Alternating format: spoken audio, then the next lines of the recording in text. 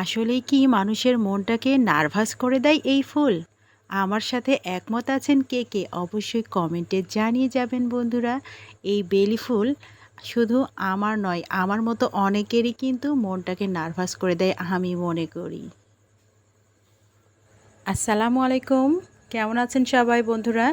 সবাইকে প্রথমেই জানাই ঈদ মোবারক, ঈদুল আজহার শুভেচ্ছা। ঈদুল আজহার প্রথম দিনে রাতে বসে ভয়েসটা দিচ্ছি। ভিডিওটা বেশ ৪-৫ দিন আগের, তারপরও একটু লেট হয়ে গেল, এজন্য খুবই দুঃখিত। তো যে যেখান থেকে আজকের ভিডিওটা দেখা শুরু করেছেন তাদেরকে অন্তরের অন্তঃস্থল থেকে ভালোবাসা জানাচ্ছি। কেউ হয়তো দেশের ভেতর থেকে দেখছেন, কেউ হয়তো দেশের বাইরে থেকে দেখছেন। সবাইকে অন্তরের অন্তঃস্থল থেকে ভালোবাসা জানিয়ে শুরু করছি আজকের একটা লং ভিডিও। আসলে লং ভিডিও এখন ছাড়া হয় না, অনেক দিন পরেই গতকাল একটা ছেড়েছিলাম, তো ভাবলাম আজকে আরেকটা তৈরি করি। যেহেতু একটু সময় পেলাম এই জন্য বসে পড়লাম একটু ভিডিওতে ভয়েস দিতে।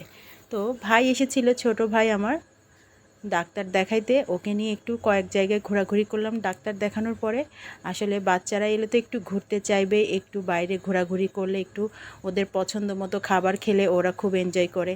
আর মামা এসেছে, তার ভাগ্নে তো বাহ, আর কিছু বলারই অপেক্ষা রাখে না। মামা এসেছে, ভাগ্নেও মামার গলাগলি ধরে দুইজন মিলে ঘুরতে যাবে, মানে বায়না সকাল থেকে শুরু হয়েছে। তো যাই হোক, কাজবাজ সেরে সময় বের করে নিলাম, বিকেলবেলায় চলে গেলাম মামা ভাগ্নেকে নিয়ে একটু বেড়াতে।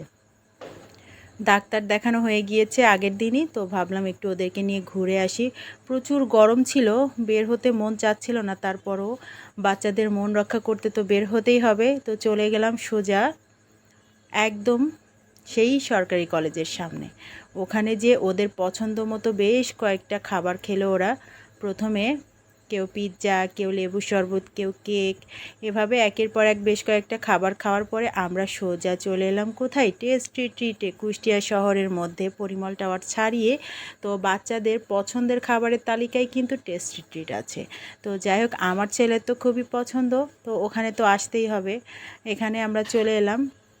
এখানে এসে ওদের পছন্দ মতো খাবার কিন্তু ওরা চুজ করে নিল, যে যেটা খাবে সেটা নিয়ে ওরা খাওয়া শুরু করছে।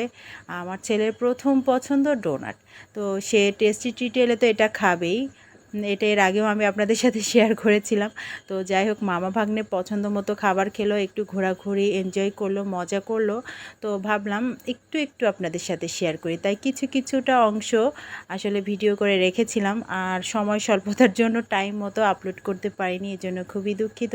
তো বন্ধুরা, আজকের ভিডিওটা কেমন লাগছে অবশ্যই কিন্তু কমেন্টের ভালোবাসা রেখে যাবেন। আর এটা হচ্ছে তার পরের দিন সকালে ভোর ভোর ঘুম থেকে উঠেছি, নামাজ কালাম পড়ে ছোট ভাইকে নিয়ে হাঁটতে হাঁটতে চলে গেলাম সোজা রেনউইক বাঁধে।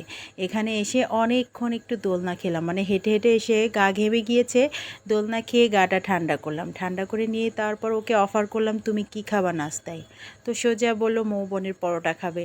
তো এখান থেকে একটু দোল খেয়ে ঘুরে ঘুরে চলে গেলাম সোজা মৌবনে পরোটা খেতে। তো যাওয়ার পথে এখানে সকালবেলা তো অটো রিক্সা সেরকম কিছু একটা পাচ্ছিলাম না, হাঁটতে হাঁটতে যেতে যেতে সামনের দিকে পেলাম হচ্ছে বেলি ফুল গাছ। তো ওখান থেকে 2টা ফুল ছিঁড়ে নিলাম, আর একটা ফুল নিচে পড়েছিল। তো এই ফুলটা আসলে এতই নার্ভাস করে দেয় মানুষকে, কি বলবো, এত নার্ভাস ফিল করি। এই ফুলটা এত ভালো লাগে, আর এই ঘ্রাণটা শুকলে মানে এত সুন্দর সুঘ্রাণ, যে কারোর মনটাই মানে মাতোয়ারা হয়ে যাবে, আমি যেটা মনে করি আমার নিজে থেকে। কারণ আমার খুবই পছন্দের ফুল হচ্ছে এই বেলি ফুল, এত সুন্দর সুঘ্রাণ কি বলবো।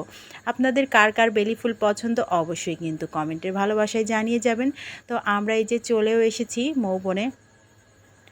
2 ভাই বোন মিলে এবার গরম গরম পরোটা, সবজি, ডাল খেয়ে নিব।